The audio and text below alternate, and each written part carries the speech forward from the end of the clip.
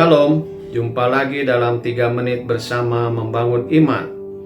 Nasihat berikut untuk kita dapat hidup dalam kekudusan adalah kita harus hidup dengan tenang dan jangan mencampuri persoalan orang lain. 1 Tesalonika 4 ayat 11 mengatakan, "Dan anggaplah sebagai suatu kehormatan untuk bisa hidup tenang, untuk mengurus persoalan-persoalan sendiri dan bekerja dengan tangan, seperti yang telah kami pesankan kepadamu." Bapak Ibu, hidup tenang adalah suatu tanda bahwa seseorang dapat menguasai dirinya dengan baik. Suatu tanda juga bahwa ia tidak suka membuat keributan. Satu tanda pula bahwa orang yang tenang bisa hidup berdamai dengan orang lain. Hidup tenang sangat diperlukan untuk kita dapat berdoa, seperti yang dikatakan 1 Petrus 4 ayatnya yang ke-7.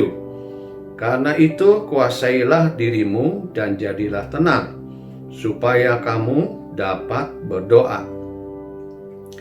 Jadi orang yang hidup kudus dapat menguasai dirinya dan menjadi tenang.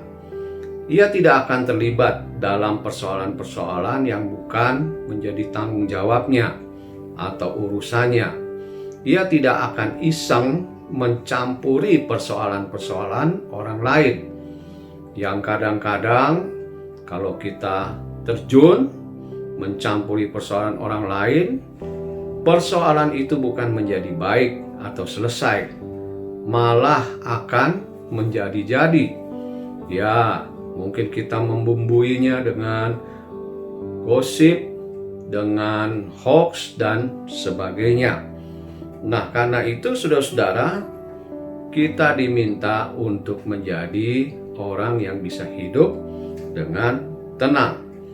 Karena orang yang hidup dengan tenang, mungkin saja orang melihatnya dan orang akan datang kepada kita untuk minta nasihat. Orang yang hidupnya tenang tidak membuat persoalan, tetapi menyelesaikan persoalan itu. Nah, saudara-saudara, ketenangan juga akan membuat kita menjadi fokus di dalam bekerja. Kita dapat berpikir dengan baik dan kita dapat bekerja dengan kemampuan yang Tuhan berikan kepada kita.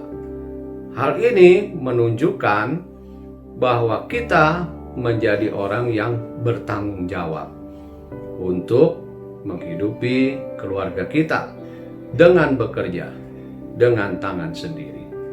Kiranya Roh Kudus menolong kita untuk kita dapat hidup tenang dan bekerja dengan baik. Sampai jumpa esok lusa.